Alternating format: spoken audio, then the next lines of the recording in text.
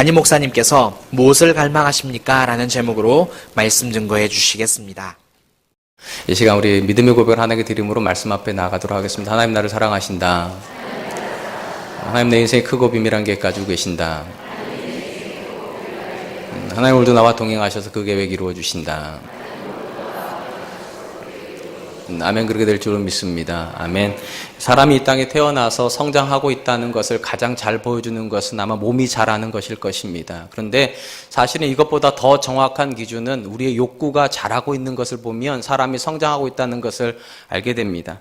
갓 태어난 아이의 유일한 욕구는 엄마의 가슴일 것입니다. 엄마의 가슴에서 젖을 먹기도 하고 잠을 자기도 하기 때문에 아이가 원하는 가장 유일한 욕구는 엄마의 가슴입니다. 근데 아이가 조금 자라고 나면 이 욕구가 변화가 일어납니다. 장난감으로 옮겨지기 시작합니다. 남자아이들은 로봇을 좋아하기 시작하고 여자아이들이 인형을 좋아하고 또 공통적으로 뽀로로를 좋아하는 프로그램이 생기는 그런 나이가 옵니다. 그리고 이때부터 이제 욕구가 확실해지기 때문에 육아 전쟁도 시작됩니다. 그리고 이런 아이들이 조금 자라면 이제 물건에 대한 욕구에서 사람에 대한 욕구로 옮겨지는 것을 보게 됩니다. 동료 친구들이 생기고요, 이성 친구도 생기고 좋아하는 연예인도 생기는 시절이 옵니다. 우리는 이런 시기를 사춘기라고 그렇게 부릅니다. 이때부터 아이들은 본격적으로 또래 집단이라는 걸 형성을 하여 그 또래 안에서 인정받고 싶어 합니다. 부모가 아무리 아이고 내 새끼 해도 소용없습니다. 친구들이 멋있다 해야 됩니다. 아버지가 아무리 근사하다 해도 소용없습니다. 이성 친구들이 멋있다고 해야지만 그때부터 자기가 사람 대접받는다 그렇게 생각을 합니다. 이런 시기를 우리는 질풍노도의 시기, 사춘기라고 부르고 이 사춘기가 지나면 이제 청년의 시기로 접어들게 됩니다. 청년의 시기가 되면 사람이 느끼는 갈증은 지극히 현실적이 됩니다. 어떤 직장을 가져야 되는가? 어떤 배우자와 살아야 행복할 것인가를 결정하게 되고 좋은 직장 얻기 위해서 또 좋은 배우자 만나기 위해서 모든 에너지를 쏟아붓는 시기가 이 청년의 시기입니다. 이렇게 청년의 시기를 지나면 직장과 배우자가 결정이 되고 장년의 시기로 들어가게 됩니다. 이 장년의 시기에도 여전히 사람 안에 갈증이 있습니다. 아마도 작년의 시기에 사람의 갈증을 크게 3가지 또는 4가지로 정리할 수 있을 것 같습니다. 3가지로 이야기를 하면 돈, 권력, 명예일 것이고 하나를 더 추가하면 세상 사람들 거기다 성을 추가합니다. 분명한 것은 이 자리에 대부분 계신 분들이 장년이시기 때문에 여러분 중에 누군가는 돈을 향하여 가고 계시고 누군가는 명예를 향하여서 누군가는 권력을 향해서 또 누군가는 죄송하지만 성을 향하여서 가고 있다라고 말해도 틀리지 않을 것입니다. 이러보건대 사람이라고 하는 존재는 끊임없이 존재는 바뀔지 모르겠지만 갈증의 대상은 바뀔지 모르겠지만 끊임없이 갈증을 느끼는 존재라고 정의해도 틀리지 않을 것 같습니다. 분명 우리는 죽는 날까지 계속적으로 대상을 바꾸어가면서 무언가를 열망하며 살 것입니다. 긍정적인 측면에서 보면 무언가에 대한 갈증은 사람으로 하여금 동기를 일으키고 그 동기가 사람을 열정적으로 살게 만듭니다. 갈증이 없는데 최선을 다해 사는 사람은 없습니다. 뭔가를 원하기 때문에 최선을 다해서 살아갑니다. 그런 점에서 한 사람의 삶의 모습이 어떻게 되는가는 그 사람이 무엇을 갈망하고 있는가를 보면 알 수 있을 것입니다. 누군가가 긍정적인 갈증을 가지고 있다면 그는 긍정적인 방향에서 성장할 것입니다. 근데 또 누군가가 만약 부정적인 것에 대한 갈증을 느끼고 있다면 그는 파괴될 것입니다. 왜냐하면 우리 안에 있는 갈증은 내가 지배하는 것이 아니라 갈증이 나를 지배하기 때문입니다. 그것으로 말미암아서 내가 움직여집니다. 갈증은 내가 품는 것 같지만 그 갈증이 나를 움직이는 동력이 되어 긍정적인 갈증은 나를 긍정적으로 바꿔놓고 부정적인 갈증은 나를 부정적으로 바꾸어 놓습니다. 그런 점에서 여러분 무엇을 갈망하는가는 굉장히 중요합니다. 무엇이 내 안에 열정이 있는가는 내가 생각하는 것보다 훨씬 중요합니다. 이 시간 여러분들에게 질문 하나 드리고 싶습니다. 사람은 왜 갈증을 느끼는 것일까요?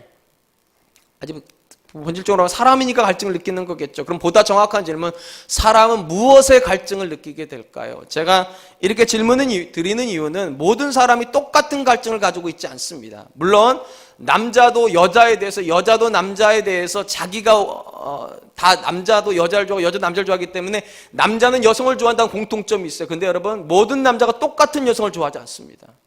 똑같은 여성을 좋아한다고 그러면 결혼하기가 어려워요. 놀랍게도 남자들마다 보는 눈이 제각각이고 여자들도 똑같은 남자를 좋아하지 않습니다. 여자들도 보는 눈이 제각각이에요. 왜 그 남자 좋아하는지 왜 그 여자 좋아하는지 어떤 사람은 이해가 안 되는 사람도 있습니다. 왜냐하면 각 사람 안에 이상형이라는 게 존재합니다. 자기 기준이 있어요. 자기 기준에서 저 사람이 마음에 드는 것이고 자기 기준에서 모든 사람이 좋아해도 나는 그게 별로인 거예요. 한때 배용준이 요ን사마 신드롬이 있었지만 제 아내는 배용준 안 좋아합니다. 적어도 제가 아는 그런 거예요. 대신에 차태현 씨를 좋아합니다. 다 배용준한테 가도 제 안에 차태현한테 가는 거예요. 기준이 있으니까.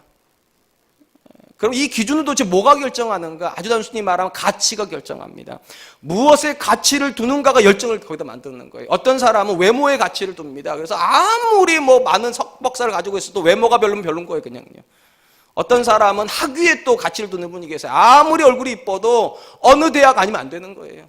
어떤 사람은 아무리 좋은 대학 다니고 아무리 뭐 좋아도 능력 없으면 안 돼요. 사람이 먹고 사는 게 제일 중요하다니까 그렇게 마찬가지. 그러니까 무엇에 대한 가치를 두느냐에 따라서 그 열정이 생기는 것입니다. 외모의 갈증을 느끼는 사람은 예쁜 여자, 예쁜 남자만 쫓아다닐 겁니다.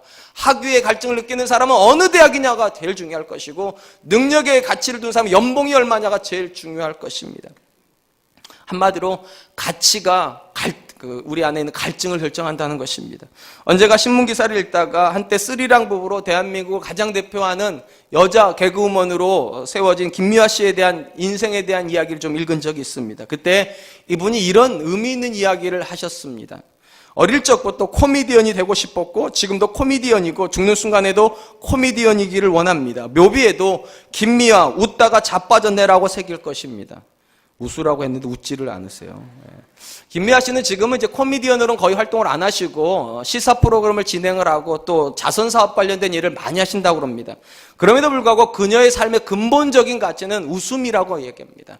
처음부터 코미디언이고 싶었고 죽을 때도 코미디언이고 싶다고, 심지어는 자기 묘비에다가 김미아 웃기다 자빠졌네라고 써서 자기 묘지에 와서 한 번 더 웃으라고, 묘비에다가 웃기고 자빠졌네 이러고 누가 쓰겠어요. 근데 거기 와가지고 참 별일이네 하고서 한 번 더 웃으라고. 쉽게 말하면 이 여자의 이분 철학자입니다, 사실은요. 제가 볼 때 모든 지점에 최꼭대기로 올라가면 철학자가 됩니다. 돈을 버는 사람도 최꼭대기 올라가면 철학자가 됩니다. 웃기는 사람도 최꼭대기 오르면 철학자가 됩니다. 운동선수도 최꼭대기 오르면 철학자가 됩니다. 이 여자분에게 있어서, 이 김미아라고 하는 여자분의 가장 중요한 철학의 가치는 웃음입니다. 그러니까 웃기다가 마지막 순간까지도 웃기면서 죽고 나서도 웃음으로 기억되는 사람이 되고 싶다고. 분명한 건 사람은 자기가 가치 있다고 생각하는 일에 일생을 바칩니다. 심지어 죽음 너머에서도 그것으로 기억되고 싶어하는 것이 사람의 열망입니다. 이제 제가 설교를 진행하기 전에 여러분들에게 진짜로 묻고 싶은 건 이것입니다. 여러분 안에도 그런 열정이 있습니까? 나는 이런 일을 하고 싶고 이런 사람으로 기억되고 싶다고. 혹시 여러분 안에 여전히 돈에 대한 갈증만 있지는 않습니까? 명예에 대한 갈증, 권력에 대한 갈증만 있지는 않습니까? 그러면 여러분 성장하지 않고 있는 겁니다. 그거는 세상 바깥에 있는 사람도 똑같이 느끼는 거예요. 그들보다 내가 뭔가 성장하고 있는 것이 신앙이에요. 도대체 무엇에 대한 갈증을 가지고 있습니까? 오늘 이 본문은 우리에게 이런 도전을 합니다. 하나님을 향한 갈증이 있어야 된다고. 세상 사람들이 전혀 느끼지 못하는 그 하나님을 향한 진정한 갈증이 우리 안에 있을 때 그것이 진정한 신앙이라고. 아무리 생각해 보아도 저는 오늘날 현대 크리스찬들은 하나님을 향한 갈증이 많이 없어진 듯 싶습니다. 제가 이 부분을 설교를 하려고 하는 이유도 거기에 있습니다. 분명한 것은 이 자리에 앉아있는 저와 여러분 대부분 다른 사람들은 하나님을 좋아하기는 합니다. 근데 하나님을 향한 열정은 없습니다.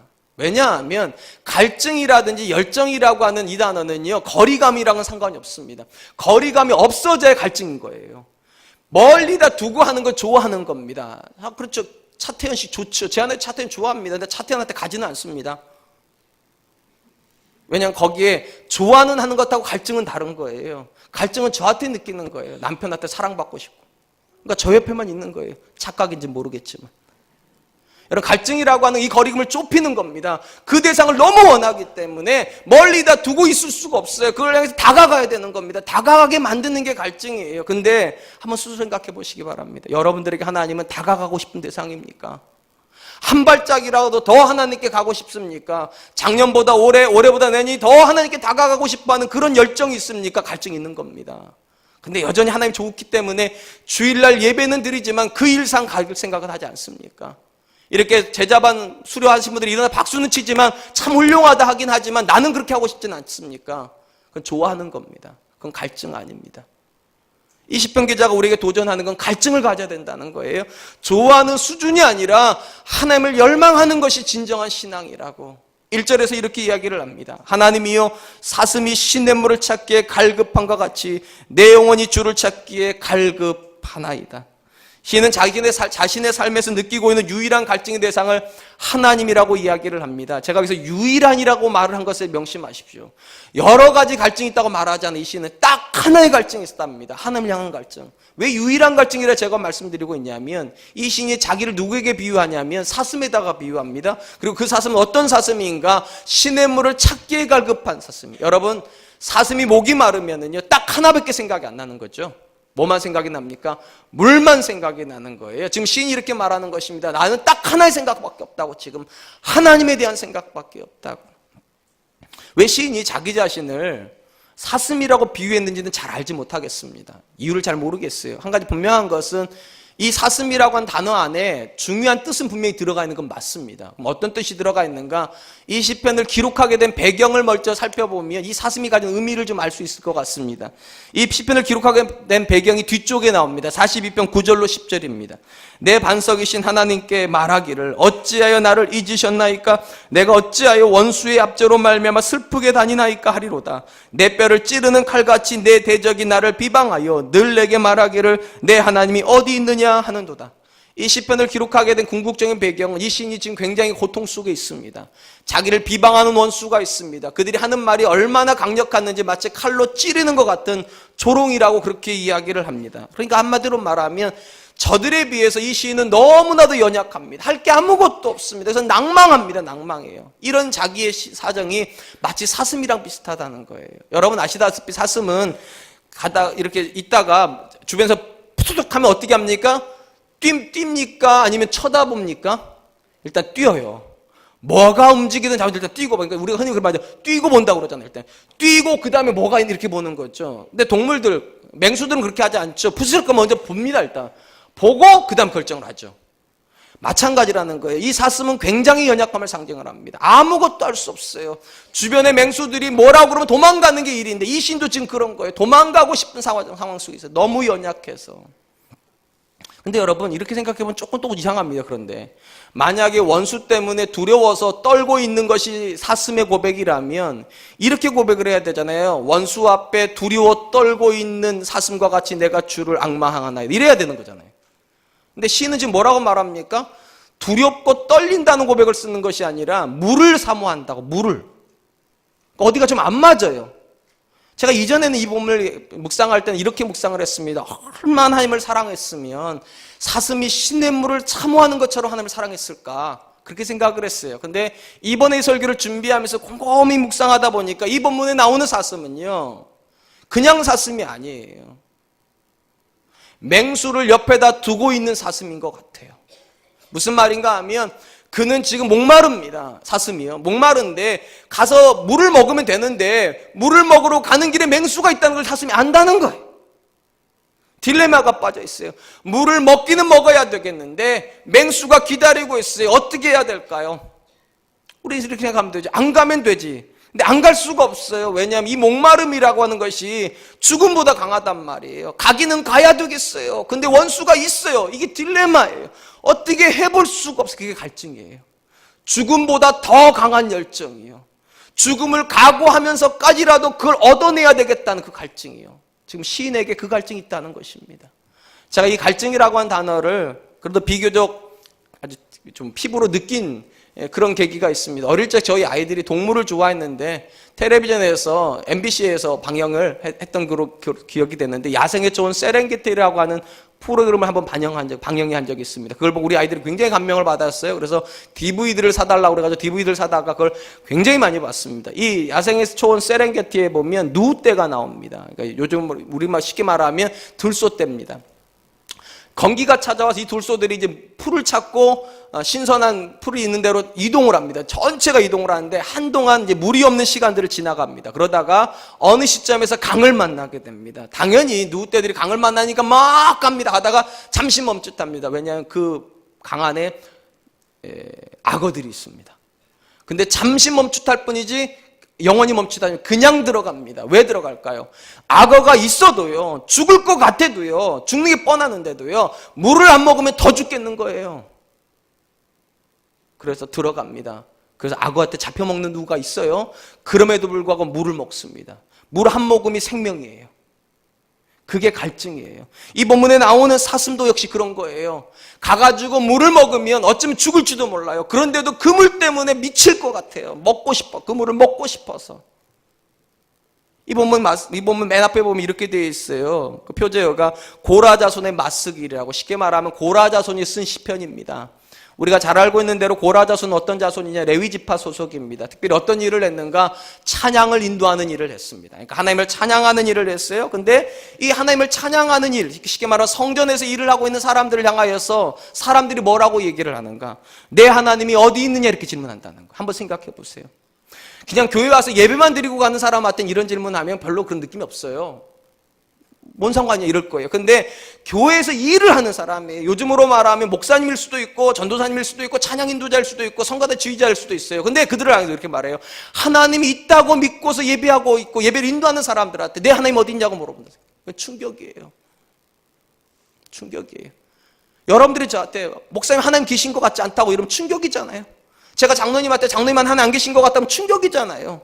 그냥 처음 오는 분한테 제가 하나님 안 계신 것 같다면 그럼 그런 거죠. 당연하죠.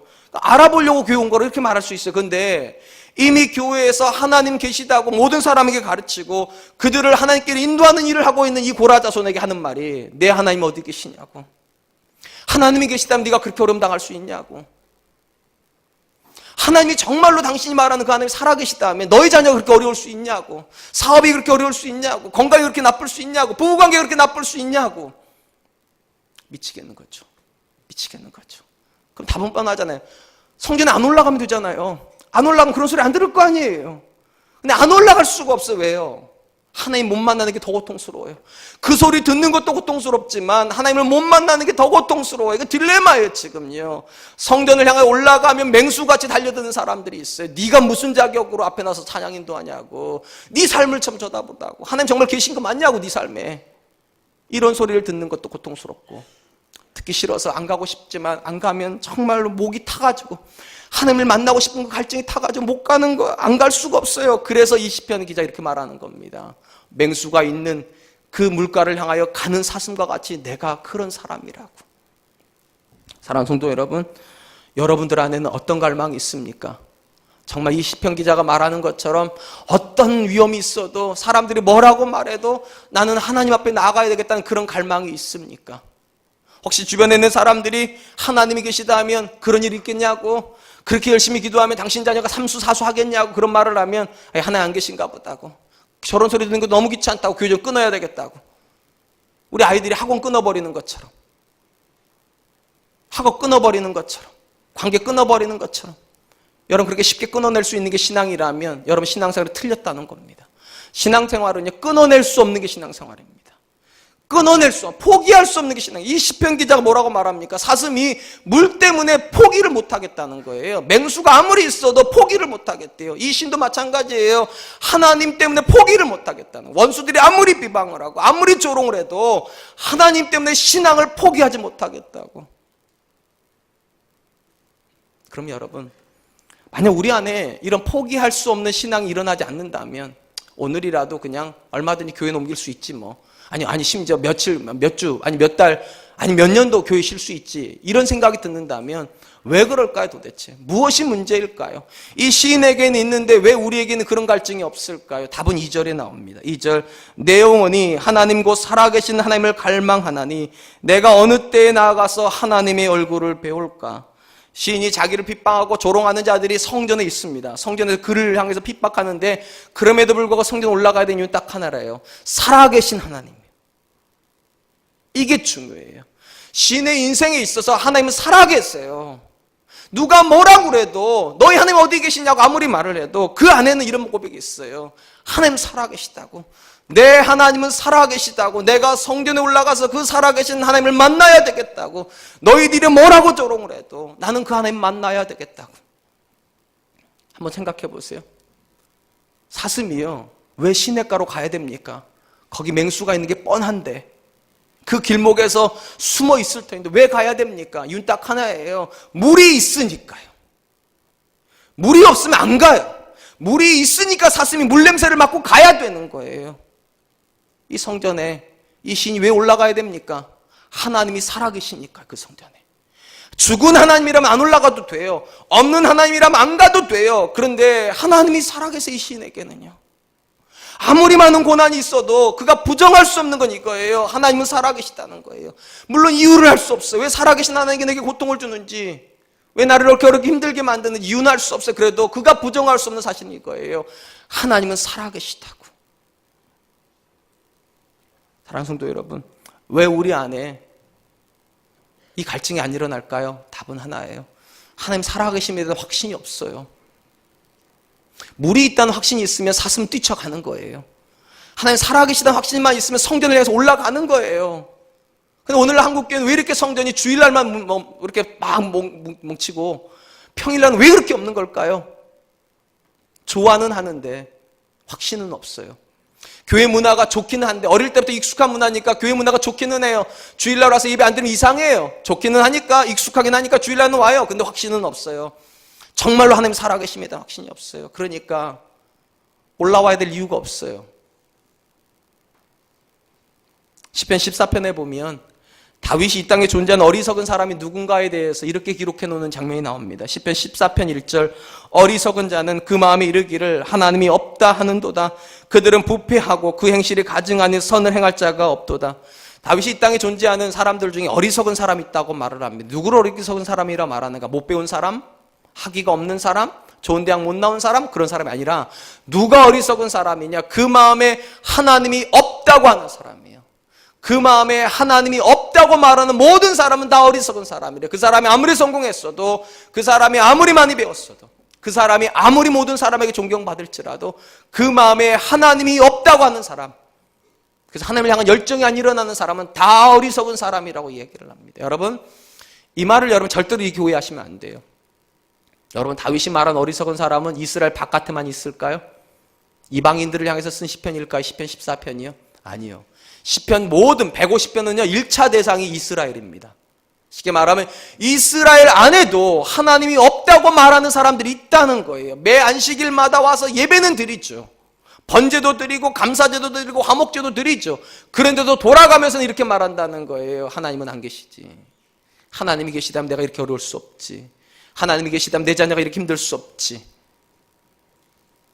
여러분, 교회 바깥에만 어리석은 사람이 있습니까? 제가 늘 말씀드리잖아요. 솔직해져야죠, 우리가요. 우리 안에도 그 어리석음 있지 않습니까? 하나님이 안 계신 것 같을 때가 있잖아요. 솔직하게요.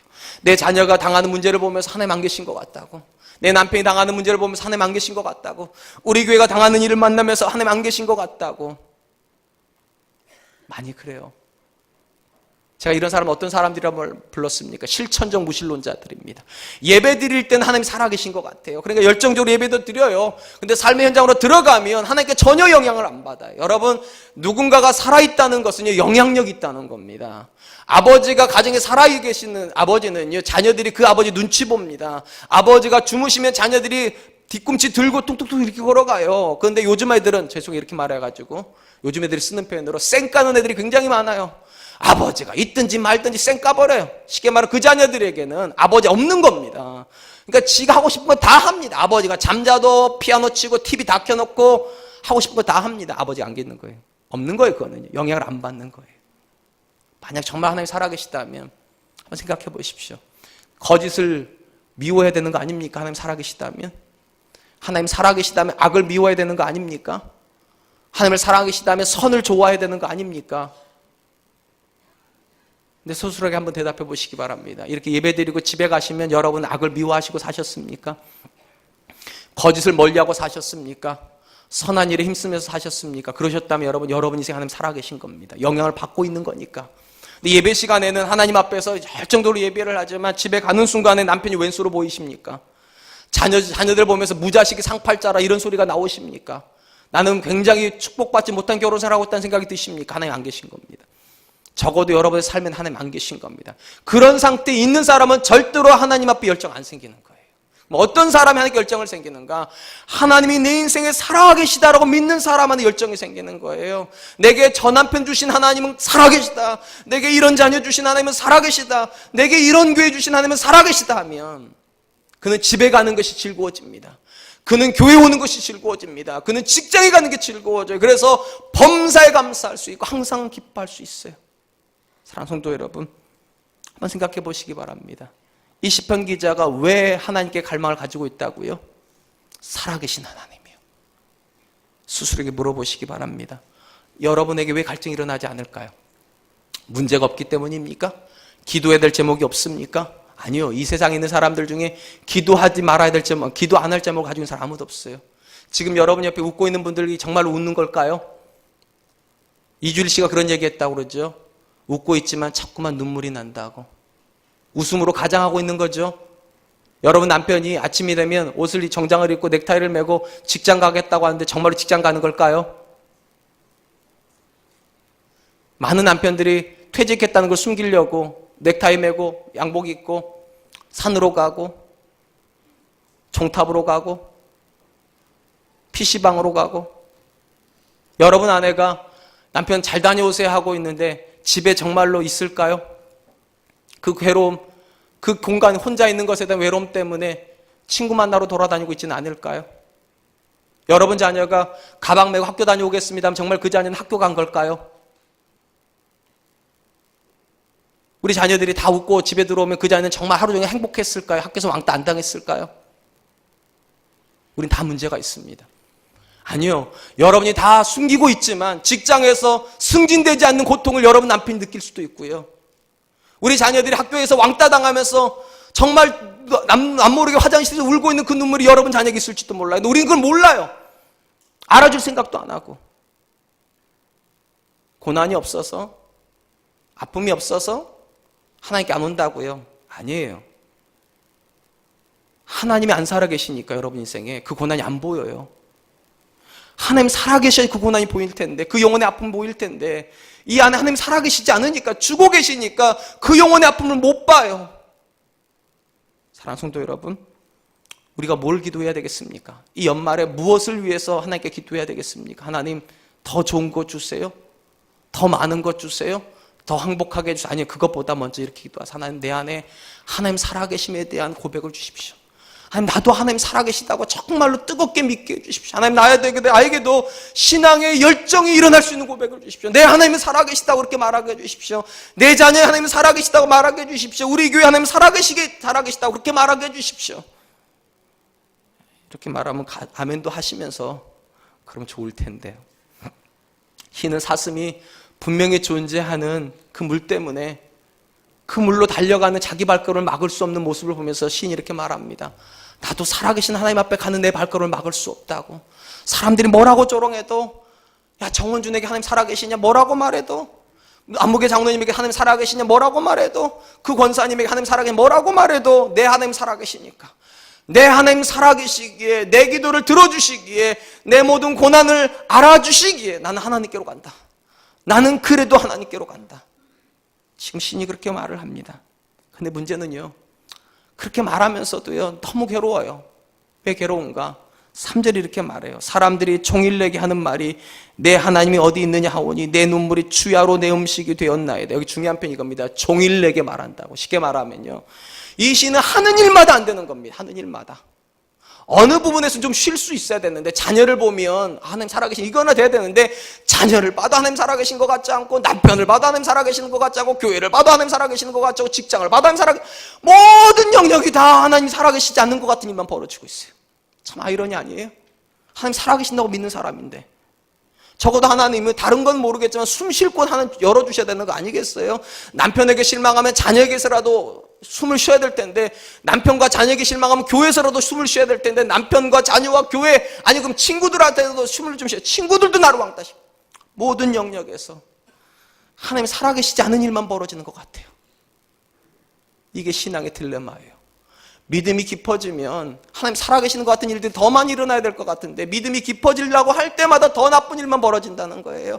좀 신앙을 좀 발 좀 붙여보려고 그러면 목사가 실수를 하고, 신앙을 좀 발로 붙여보려고 그러면 장로가 실수를 하고, 신앙을 좀 발로 붙여보려면 내 순장님이 실수를 하고, 자꾸 종일 내게 하는 말이 내 하나님이 어디 있냐고. 여러분, 왜 신앙생활이 이럴까요? 신앙은 회피해야 되는 거 아니에요, 사실은. 하나님 믿으려고 했더니 자녀도 잘 되더라. 하나님 믿으려고 했더니 남편도 잘 되더라. 하나님 믿으려고 했더니 직장도 잘 되더라. 하나님 믿으려고 했더니 세상 사람도 날 사랑해 주더라. 그럼 참 좋잖아요. 근데 우리 신앙 왜 이럴까요? 믿음 좀 깊어지려고 하면 정말 하나님께 갈망을 가지고 열정적으로 하나님 좀 믿어보려고 그러는데 왜 이렇게 종일도록 사람들이 나를 조롱하는 일만 벌어질까요? 근데 여러분 분명히 기억하셔야 될 것이 있습니다. 성경이 여러분들에게 보장해 주는 건 성공 아닙니다. 성경은 절대로 여러분들에게 성공 보장해 주지 않습니다. 대신 성경은 여러분들에게 형통을 보장해 주십니다. 무슨 말인가? 형통의 본질이 무엇입니까? 실패를 안 하는 게 형통은 아닙니다. 성경이 보장해 주는 건 하나님이 여러분과 함께하는 걸 보장해 주십니다. 실패하는 현장에도 하나님 함께 계시고 넘어지는 현장에 하나님 함께 계시는 게 형통이에요. 한번 생각해 보세요. 야곱에게 12아들이 있었습니다. 누가 가장 믿음이 좋았습니까? 요셉이 가장 믿음이 좋았습니다. 그럼 당연히 가장 애굽에 안 팔려가야 될 대상은 누굽니까? 사실은요 요셉이어야 됩니다. 근데 누가 팔려갔습니까? 요셉이 팔려갔습니다. 여러분 400년간 포로 생활을 한 민족이 성경에 나옵니다. 누가 포로 생활했습니까? 이스라엘이 했습니다. 어디서 했습니까? 애굽에서 했습니다. 상식적으로 생각을 하면 거꾸로 해야 되는 거 아닙니까? 애굽이 이스라엘에게 포로 생활해야 되는 거 아니에요? 하나님 백성인데. 이스라엘 역사에서 가장 위대한 왕 한 사람 꼽으라면 다윗입니다. 그러면 여러분 이 왕은 쫓겨다니면 안 되는 거 아닙니까? 근데 이스라엘 역사에서 가장 오랜 시간 쫓겨다녔던 왕은 다윗입니다. 10년 가까이 쫓겨다녔습니다. 상식적으로 생각을 하면 이해가 안 돼요. 하나님을 가장 잘 믿었던 요셉, 하나님께 가장 신실했던 이스라엘, 가장 하나님을 사랑했던 다윗이 다 고난 속에 있었어요. 하나님 살아계신 것 같지 않은 일만 겪었어요. 그럼 정말 하나님 안 살아계셨을까요? 하나님께서 400년간 포로 생활하고 있는 이스라엘에게 모세를 보내십니다. 그때 이렇게 말씀을 하세요. 출애굽기 3장 7절 여호와께서 이르시되 내가 애굽에 있는 내 백성의 고통을 분명히 보고 그들이 그들의 감독자로 말미암아 부르짖음을 듣고 그 근심을 알고. 사실 이스라엘 백성에게 400년은요 하나님 안 계신 세월인처럼 느껴졌습니다. 하나님 계시다면 우리가 여기서 이렇게 동사를 할 수 있는가? 하나님 계시다면 대대자자조선 400년 동안이니까 몇 대를 지나가면서 계속 종이에요. 계속 종. 하나님 살아계시면 이럴 수 있나? 하나님 못 보시나 보다고, 하나님 못 들으시나 보다고, 하나님 우리를 잊으셨나 보다고. 근데 하나님 뭐라고 말씀하십니까? 모세를 통해서 내가 너희를 알고 내가 너희를 보았고 너희를 듣고 있다고. 참 놀라운 일이죠. 하나님 안 계시다는 상황이었는데, 하나님 없는 상황이었는데 하나님 거기 계셨답니다. 이게 왜 이런 일이 벌어질까요? 여러분 여기 놀라운 비밀이 있습니다. 하나님께서 왜 그들에게 고난을 주셨습니까? 계획이 있었기 때문에. 어떤 계획이? 여러분 애굽에 이스라엘 백성 내려갈 때 70명이 내려갔습니다. 근데 어떤 약속을 주고 내려보내셨는가? 너희를 다시 가나안 땅으로 돌아오게 했던 약속이에요. 이때 가나안 땅은요 저들이 차지할 땅입니다. 근데 문제는 가나안 땅에는 수많은 나라들이 땅을 쪼개먹고 있었습니다.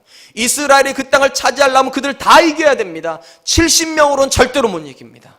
그렇기 때문에 어떤 일이 벌어져야 되면 민족이 돼야 됩니다. 그러니까 하나님께서 애굽에서 민족으로 키워내시는 거예요. 70명이 들어가서 남자만 60만 명이 넘는 민족이 됐어요. 그리고 약한 민족이 아닙니다. 매우 강한 민족으로 키워놓으셨어요. 여러분 노예로 키워놨으니까 얼마나 강하겠어요. 어느 정도냐? 히브리 산파가 히브리 여자가 애가 날러 가면 가기 전에 나와버렸대. 가기 전에요. 얼마나 힘이 좋은지 그냥 죄송해요 이렇게 말해가지고 힘 한 번 주면 한 명씩 태어나는 거예요 그냥요. 애굽 여자들은 그게 안 되는데 히브리 여자들은 그게 얼마나 강해요. 죄송해요. 그런 민족이에요. 그 정도 되니까 광야 40년을 걸어낼 수 있었던 것이고요. 그 정도 되니까 가나안 전쟁을 할 수 있었던 거예요. 계획이 있었어요. 강하게 키우시겠다는 계획이에요. 그들에게 땅을 줄 만큼 강한 민족으로 키워내시겠다는 계획이 있어요. 그러니까 하나님 아셨지만 침묵하시는 것이고 보셨지만 침묵하셨던 것이고 그 옆에 있었지만 그들을 당장 구원해낼 수 없었던 거예요. 계획이 있었으니까. 심지어 하나님께서 이 계획도 이미 알려주셨다니까요. 그냥 갑자기 그들에게 고난 주신 게 아니에요. 창세기 15장 13절 14절 여호와께서 아브라함에게 이르시되 너는 반드시 알라 내 자손이 이방에서 개교되어 그들을 섬기겠고 그들은 400년 동안 내 자손을 괴롭게 하리니 그들이 섬기는 나라를 내가 징벌하며 그 후에 내 자손이 큰 재물을 이끌고 나오리라. 쉽게 말해 예고 없는 고난 아니었다는 거. 예고를 다 하셨어요. 여러분 명심하세요. 우리에게도 이미 예고를 하셨어요. 이 성경이 우리에게 뭐를 말을 합니까? 고난을 면제를 면하지 않았어요. 모든 사람은 다 고난을 지나가요. 이해할 수 없는 고난을 지나가요. 하나님 살아계심에도 불구하고 하나님 살아계시지 않는 것 같은 고난을 지나가요. 그럼에도 불구하고 뭐라고 말을 합니까? 하나님은 살아계시다고. 하나님은 살아계시다고. 그리고 하나님은 여러분을 사랑하신다고. 그리고 여러분을 향하여서 크고 비밀한 계획 가지고 계신다고. 반드시 그리고 그 하나님 그 계획 이루어 주신다고. 그러므로 사랑하는 성도 여러분, 어려우니까 힘드니까 믿음 포기하겠다고요? 그건 믿음 아니에요. 어려우니까 힘드니까 더 믿음 생활을 해야 되는 거예요. 여러분 왜 성경 기자들이 이런 표현을 쓸까요? 내 눈을 열어달라고. 왜 그럴까요? 하나님이 내 옆에 안 계시다면 그런 기도할 필요 없어요. 하나님 내 옆에 계시는데 안 보이는 거예요. 내 믿음이 너무 연약해서 이미 나를 도우시기로 일하고 계시는데도 내 눈이 너무 어두워서 안 보이는 거예요. 그러니까 이렇게 기도하잖아요. 내 눈을 열어달라고. 사랑하는 성도 여러분, 하나님 살아계십니다. 내 자녀 인생에도 하나님 살아계십니다. 여러분의 절망의 상황 속에서도 하나님 살아계십니다. 우리 교회 가운데도 하나님 살아계십니다. 이 믿음이 2014년을 마감한 우리의 믿음 되어야 되지 않겠습니까? 지금 시인은 바깥에서 계속 조롱하는 이야기를 듣는다고 그랬어요. 그것도 굉장히 고통스러워요. 근데 더 고통스러운 게 이 내면에 있습니다. 그게 4절이에요. 내가 전에 성의를 지키는 무리와 동행하여 기쁨과 감사의 소리를 내며 그들을 하나님의 집으로 인도하였더니 이제 이 일을 기억하고 내 마음이 상하는도다. 이게 무슨 말인가 하면 과거 이 시인은요 굉장히 한 은혜를 많이 경험을 했던 것 같습니다. 하는 일마다 잘 됐던 것 같아요. 주변 사람들이 와가지고 물어보는 거죠. 아니 어떻게 하면 그렇게 많은 복을 받을 수 있냐고. 이 사람이 하나님을 간증했겠죠. 하나님을 믿으시라고, 하나님께 기도하시라고, 하나님께서 반드시 자매님의 형제님의 기도를 들어주실 거라 그렇게 간증을 했는데 어느 날 이 인생에 욕과 같은 뜻하지 않은 고난이 찾아오는 것입니다. 찾아오고 나니까 이 내면에서 갑자기 수치스러움이 생기는 거예요. 나는 어저께까지만 하나님을 간증했는데 오늘은 하나님 없는 것 같은 일을 겪으니까 내 주변 사람 나한테 뭐라고 그럴까? 내 신앙에 대해서 도대체 뭐라고 그럴까? 하나님 대해서 뭐라고 그럴까? 너무 괴롭다고. 차라리 그때 간증하지 말 것을, 차라리 그때 안수 집사 받지 말 것을, 그때 차라리 안수 장로 되지 말 것을, 그때 차라리 목사 되지 말 것을. 목사가 안 됐으면 사람들이 나 때문에 실족이라도 안 할 텐데, 내가 안수 집사 안 됐으면 나 때문에 실족이라도 안 될 텐데, 내가 권사 안 됐으면 그때 실족이라도 안 할 텐데, 안수 집사인 내가 이렇게 사는 게 너무 부끄럽다. 목사인 내가 이렇게 사는 게 너무 부끄럽다. 장로인 내가 이렇게 사는 게 너무 부끄럽다. 신앙생활하는 내가 이렇게 사는 게 내 자녀에게 너무 부끄럽다. 왜 이렇게 나는 어려움 당하는 걸까? 이 안에서 자기한테도 이렇게 말하는 거예요. 자기한테도 네 꼬라지를 보라고. 그러고도 하나님 믿는다 할 수 있냐고. 바깥에서 나한테 말할 때도 괴로웠지만 이 안에 있는 내면의 자아가 나한테 얘기를 한다고요. 너 어저께까지 그렇게 하나님을 향해서 간절히 찬송을 하고 하나님을 간증을 했는데 오늘 네 상황을 보라고. 네가 간증할 수 있겠냐고. 네 주변 사람들이 너한테 뭐라고 그러겠냐고. 여러분 진짜 무서운 것은요 바깥에서 오는 소리가 아니에요. 이 내면에서 오는 소리예요. 사람이 자살을 하고 인생을 끝내는 것은 바깥에서 오는 소리 때문이 아니에요. 사실은 이 내면의 소리 때문이에요. 그럼 명심하세요. 이 내면에는요 여러분을 격려하는 성령님만 계신 게 아니에요.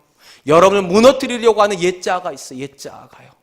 죄로 나를 끄집어들이고 절망으로 나를 끄집어들이고 낙심케 만들려고 하는 옛자아가 있고요. 어려운 일 만나면 사단이 그 옛자아에게 기운을 불어넣어요. 그리고 이렇게 말한다고요. 너 실패했다고. 하나님 너 버렸다고. 너 소망 없다고. 그게 우리 안에서 들려오는 소리예요.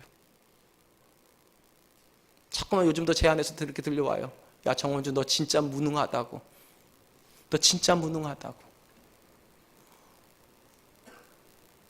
여러분 안 무능한 것 같습니까? 여러분 자녀는 다 잘 크고 있습니까?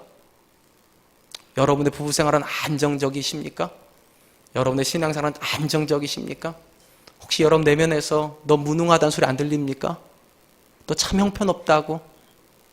너 참 별로라고? 지금 시인이 그런 겁니다. 자기 내면에서 그 소리가 들려와요. 근데 여기에 위대한 고백이 나옵니다.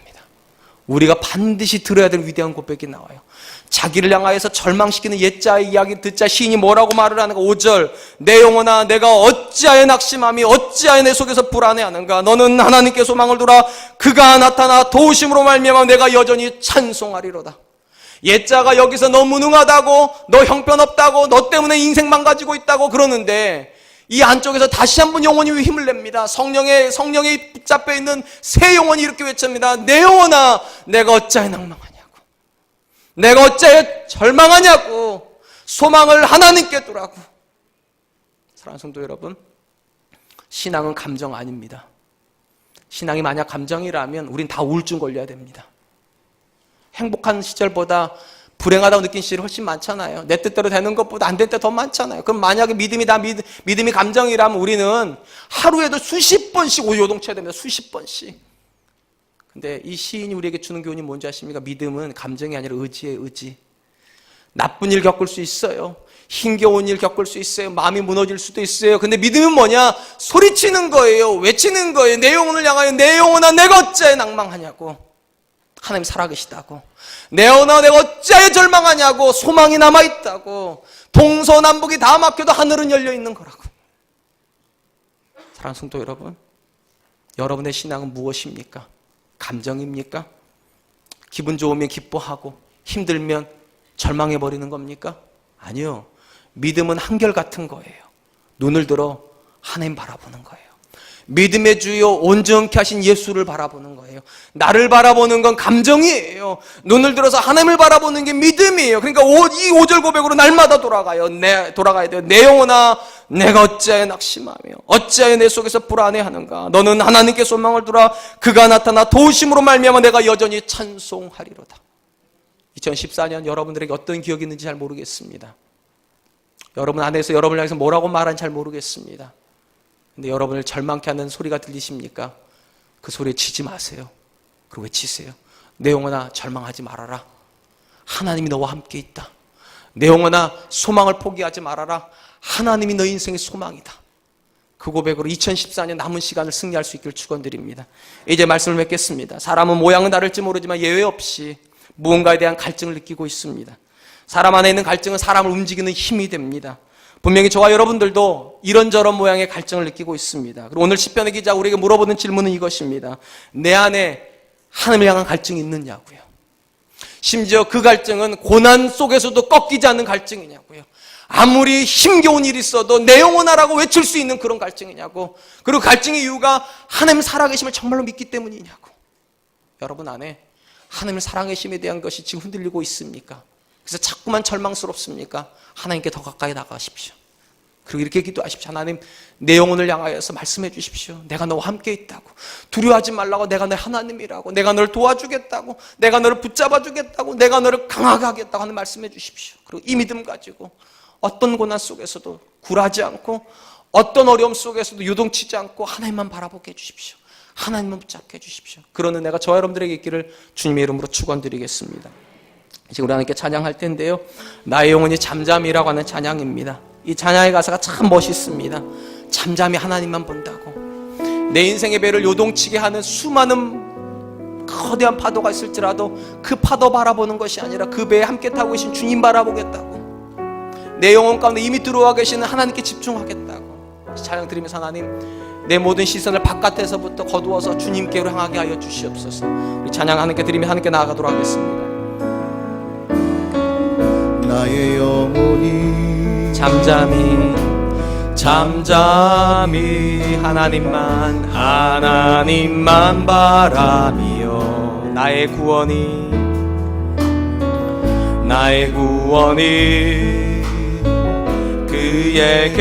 그에게서 나는도다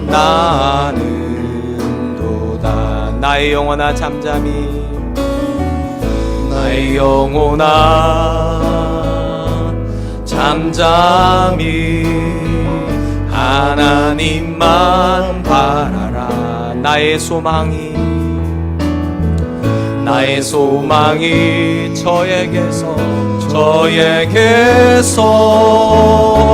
나는도다 오직 주만이 나의 반석 나의 구원이시니 오직 주만이 나의 산속 내가 요동치 아니하리. 나의 구원 나의 영광 나의 구원 나의 영광 하나님께 있으니 내 힘의 반석과 내 힘의 반석과 피난처 되시네. 오직 주만이 나의 산속 나의 구원이시니 오직 주만이 나의 산소 내가 요동치 아니하리 내가 요동치 아니하리 내가 요동치 아니하리 내가 요동치 아니하리 내가 요동치 아니하리. 사랑하는 성도 여러분, 믿음은 내 바깥에서 요동치는 물결이 없는 걸 믿음이라고 말하지 않습니다. 믿음을 가지고 있음에도 불구하고 우리가 하나님 살아계심을 믿음에도 불구하고 우리의 배는 끊임없이 흔들릴 것입니다. 요동치는 파도가 있을 것입니다. 진짜 믿음이 무엇입니까? 그 파도에도 불구하고 내가 요동치지 않는 것입니다. 내 영혼이 요동치지 않는 것입니다. 이 시편 기자가 말하잖아요. 내 영혼아 내가 잠잠하라고, 내 영혼아 절망하지 말라고. 사랑하는 성도 여러분, 지금 여러분을 힘들게 하는 문제가 무엇입니까? 자녀의 문제입니까? 경제적인 문제입니까? 관계의 문제입니까? 교회 문제입니까? 하나님께 이렇게 말씀하십시오. 그것이 아무리 나를 힘들게 할지라도 하나님 내 영혼이 요동치지 않게 하여 주시옵소서. 내 안에 살아계신 하나님을 향한 간절한 믿음의 고백을 가지고 오늘도 하나님께 나아가 하나님을 바라보게 하여 주시옵소서. 하나님 붙잡게 하여 주시옵소서. 우리 같이 한번 기도하도록 하겠습니다. 기도하겠습니다.